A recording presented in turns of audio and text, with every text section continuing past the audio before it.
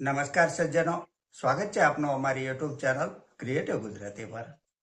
તો દર્શક મિત્રો, જ્યારથી એટલે કે તારીખ 28 ફેબ્રુઆરી 2026થી ઇઝરાયલ સાથે મળીને અમેરિકાએ ઈરાન સાથે યુદ્ધ છેડી દીધું છે ને, તે દિવસથી દુનિયાના દેશોની નજરમાં અને દિલમાં ઊંડે ઊંડે પણ અમેરિકા પ્રત્યે કંઈક નફરત અને નકારાત્મક માહોલ ક્રિએટ થયો છે દુનિયાના દેશોમાં.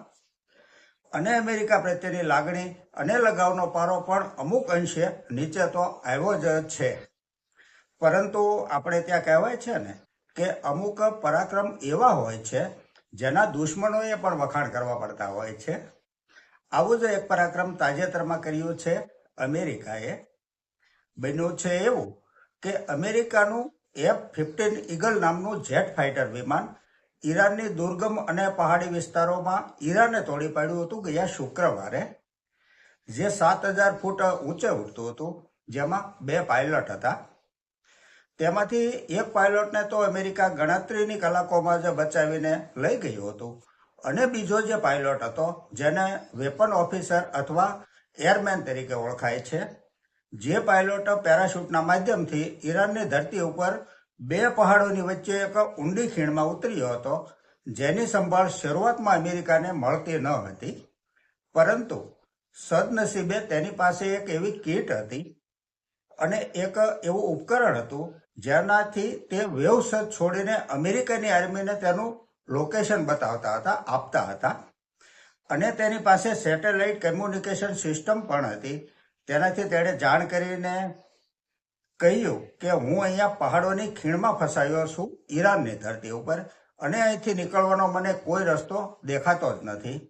ત્યાર પછી અમેરિકાએ તેની સઘન તપાસ શરૂ કરી ને તેની સાથે સતત કમ્યુનિકેશનમાં રહ્યા. તેને ભયંકર ઈજા પણ થઈ હતી. ત્યાર પછી આ બહાદુર પાયલટને બચાવવા માટે અમેરિકાએ પોતાની તમામ તાકાત કામે લગાડી દીધી. એકવાર લોકેશન મળી ગયા પછી અમેરિકાએ પોતાની જેવી જરૂર પડે તેવી સિસ્ટમ્સ કામે લગાડીને આકાશમાંથી 3 કિલોમીટરની રેન્જમાં જામર લગાડી દીધા, જેનાથી ઈરાનની કમ્યુનિકેશન સિસ્ટમ બિલકુલ ઠપ થઈ ગઈ 3 કિલોમીટરની રેન્જમાં.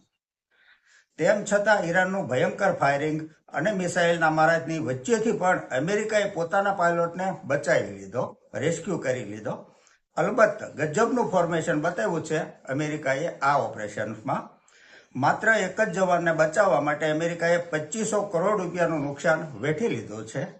તેમ છતાં આ સનસનાટીભર્યું અને દિલ ધડકન ચૂકી જાય તેવું ઓપરેશન કરી પોતાના જવાનને સહી સલામત રીતે ઈરાનની ધરતી ઉપરથી લઈ જવામાં ઓપરેશન પાર પાડી અને અમેરિકાએ એક મોટું પરાક્રમ કરી બતાવ્યું છે. તો સજ્જનો, આ સાથે આજની આ ચર્ચા અહીં પૂરી કરીએ છીએ. જો આપને આજની આ ચર્ચા પસંદ આવી હોય તો લાઈક કરજો, શેર કરજો, મારી ચેનલને સબસ્ક્રાઇબ કરજો. નમસ્કાર.